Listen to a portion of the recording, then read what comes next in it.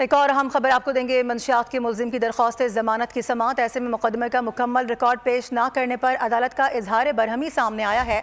अदालत ने CCPO लाहौर को ज़ाती हैसियत में बुला लिया है। लाहौर हाई कोर्ट की चीफ जस्टिस, आपको ये बता दें कि लाहौर हाई कोर्ट की चीफ जस्टिस आलिया नीलम ने इस अहम मामले की समाअत की है। अपडेट कर रहे हैं आपको। मंशियात के मुल्जिम की दरख्वास्त जमानत की समाअत, मुकदमे का मुकम्मल रिकॉर्ड पेश न करने पर अदालत की जानिब से गुस्से का इजहार किया गया है, इजहार बरहमी किया गया है। अदालत ने CCPO लाहौर को ज़ाती हैसियत में तलब कर लिया है। तमाम तर कार्रवाई से मुतालिक अपडेट कर रहे हैं आपको।